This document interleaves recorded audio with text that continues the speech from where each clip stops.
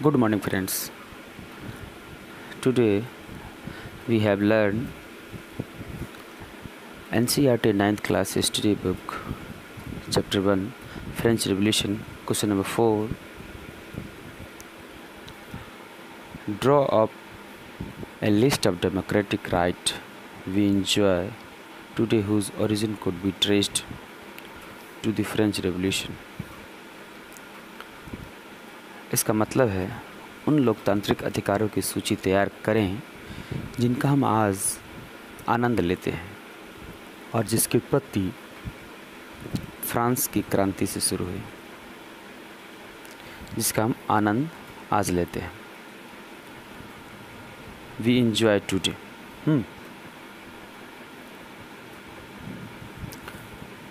तो इसका जवाब है some of democratic right that we enjoy today whose origin could be traced to the French Revolution are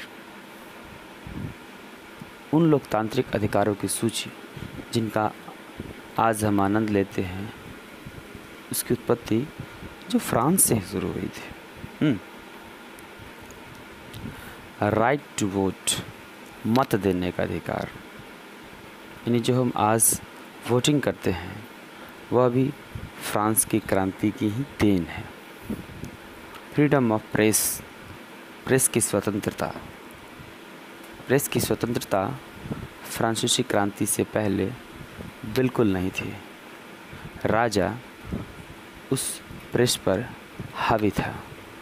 अपने हिसाब से वह समाचार छपवाता और अपने हिसाब से समाचार पत्र में कोई भी आर्टिकल को मिटवा भी सकता था। फ्रीडम ऑफ स्पीच, बोलने की स्वतंत्रता। बोलने की स्वतंत्रता भी फ्रांसीसी क्रांति के बाद ही हमें प्राप्त हुई। फ्रीडम ऑफ एक्सप्रेशन, यानी अभिव्यक्ति की स्वतंत्रता। अपने विचारों को प्रकट करना भी एक उस समय में गुनाह माना जाता था, बट फ्रांसीसी क्रांति के बाद यह स्वतंत्रता वहाँ की जनता को प्राप्त हुई और उसके बाद अन्य मुल्कों में भी इसी की भांति प्रयास किए गए और लोगों को उसकी स्वतंत्रता प्राप्त हुई। एवोल्यूशन ऑफ स्लेवरी, यानी गुलामी से आज़ादी। अक्सर देखा गया है कि कई देशों में ग़ुलाम रखने की प्रथा थी। साउथ अफ्रीका के ग़ुलामों को फ्रांस के कई क्षेत्रों में बुलाकर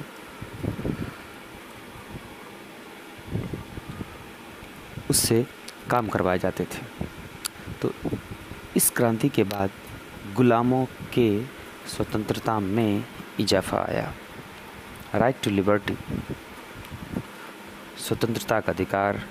राइट टू प्रॉपर्टी, संपत्ति का अधिकार। संपत्ति का अधिकार भी उन दिनों में फ्रांस के जनता के अंदर में नहीं था और उससे किसी को फ़ायदा भी नहीं था।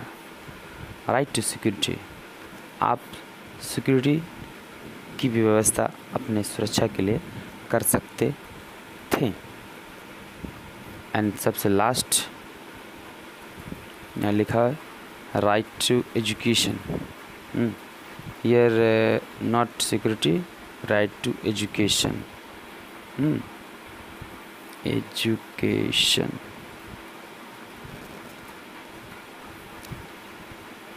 यहाँ एजुकेशन होगा, यानी शिक्षा का अधिकार। तो फ्रेंड्स, आप इसका हिंदी भी देखेंगे और हिंदी में आप उसको याद कर लेंगे और देन आफ्टर, जैसा कि हम कहते आए हैं कि आप हिंदी में 2 से 3 से 4 मरतबा आप याद करेंगे और आपको डेफिनेटली आपको इसका आंसर अंग्रेज़ी में बिल्कुल याद हो जाएगा। Thank you very much.